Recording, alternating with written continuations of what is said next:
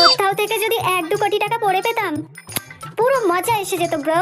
ও সেই জন্যই ভাবি তুই চলতে চলতে শুধু নিচে দেখিস কেন?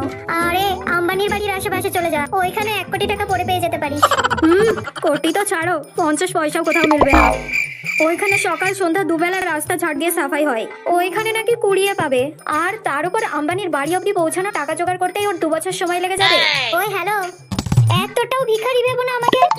মানছি একটু ফাটা আন্ডার প্যান্ট পরি, কিন্তু ওটা কে দেখতে যাই সেই জন্যই পরি, না হলে 500 টাকা দামের চাড্ডি পরতে পারি, এত পয়সা আছে আমার কাছে। আরে ভাই তাহলে দেরি না করে ইনভেস্ট কর না, আজকে 1000 কালকে 100 টাকা হয়ে যাবে। তুই কোটিপতি হবার বুদ্ধি দিচ্ছিস নাকি ভিখারি হবার? আরে চন্দু ভাই, আই এম প্র্যাকটিক্যাল, কোনো দিন কাউকে খারাপ বুদ্ধি দিইনি। আজকে 1000 কালকে 100 টাকা, পরশু দিন আবার 1000 হয়ে যাবে। আরে তাতে লাভটা কি হলো? আরে ধৈর্য চন্দু ভাই, ধৈর্য, ধৈর্যের ফল সেক্সি হয়। আমি তো মিষ্টি শুনেছিলাম।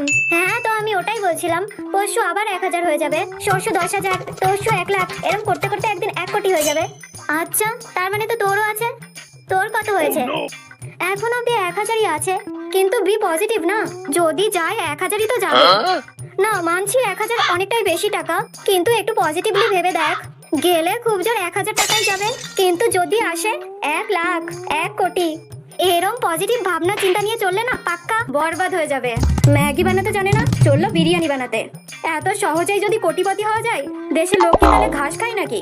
এত সহজেই যদি বসে বসে কোটিপতি হওয়া যায়, তাহলে লোক কেন এত খাটনি করে কাজ করে? 1000 1 কোটি, মামাবাড়ির আবদার। তোর দাদু ছেড়ে গেছে নাকি এত টাকা?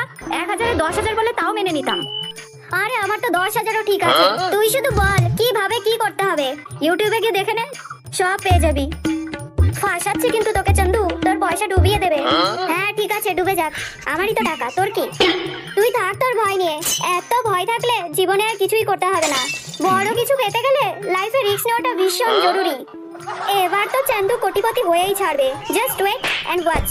দেখ কেলটু, তোর কথা মতন আমি ইউটিউব থেকে শিখে অ্যাপ বাগেরা ডাউনলোড করে নিয়েছি, কেওয়াইসি ভেরিফিকেশনও করে নিয়েছি, আর বাবার কাছ থেকে পটিয়ে পাটিয়ে টাকাও জিতে নিয়েছি। কিন্তু তুই শিওর তো পাক্কা আমার টাকা কোনো লস হবে না তো? আমাকে বাড়ি ছেড়ে বেরিয়ে যেতে হবে না তো? ব্রো লস হলে কিন্তু আমার জীবন একদম শেষ। अरे रिलैक्स, टेंशन नॉट चंदू भाई, रिस्क है तो रासलीला है। কি রিস্কে তো ইশকে, রাসলীলা কি করে হয়ে গেল? আরে ইশক তো ছোট বাচ্চারা করে, আমরা বড় মানুষ, ভাবনা চিন্তা সবসময় বড় রাখতে হয়। ওইসব ইশক ফিস্ক বাদ, আমরা রাসলীলা করব। তুই জাস্ট মাথা থেকে একদম কোনো রকম চিন্তা ছেড়ে দে, শুধু চেক করে নিবি, যেইটাই প্রাইস কম হবে সেইটাই টাকা লাগিয়ে দিবি, আর টাকা তোলার সময় আমাকে জিজ্ঞেস করেই টাকা তুলবি। হ্যাঁ ঠিক আছে। আরে বাহ প্রাইস কমে গেছে, কি মজা, জলদি জলদি কিনে নি। কোটিপতি তো হতেই হবে, আমাকে আর কেউ আটকাতে পারবে না। 1000 রিস্কে লাগিয়ে দিই, 1000 রিস্কে লাগিয়ে দিই, আর একটা 1000 রিস্কে লাগিয়ে দিই, 2000 রিস্কে লাগিয়ে দিই। ইয়া, এবার শুধু অপেক্ষা 2 কোটি টাকা হবার। সারা দিন ধরে শুধু মোবাইল দেখা, আর তো কোনো কাজ নেই, পড়াশোনা তো ধারে কাছেও যেতে ইচ্ছে করে না। আরে বাবা এত টেনশন করো না, এত পড়াশোনা করে কি হবে? আমি ক্রিপ্টোতে টাকা ইনভেস্ট করেছি, শুধু 1 বছর অপেক্ষা করো, তারপরে আমরা কোটিপতি হয়ে যাব, কোটিপতি।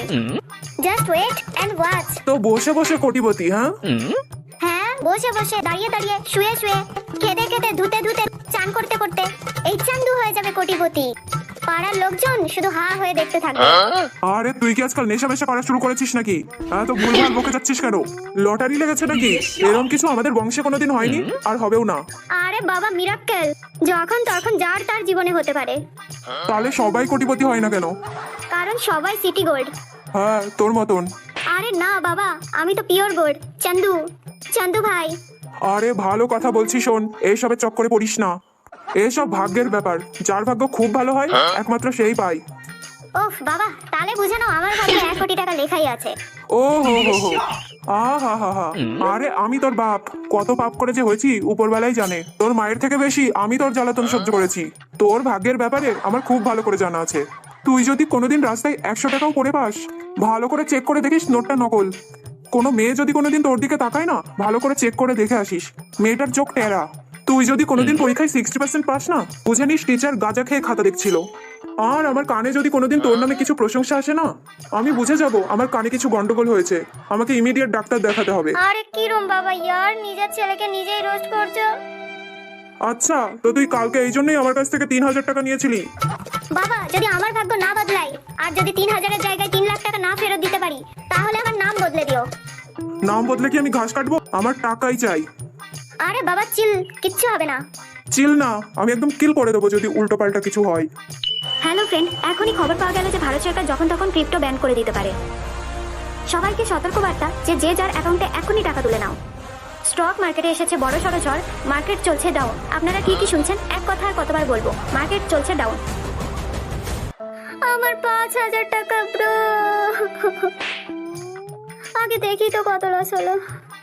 ও শিট, এ তো 2,000 হয়ে গেছে। ও তেরি। কি 2000 মানে?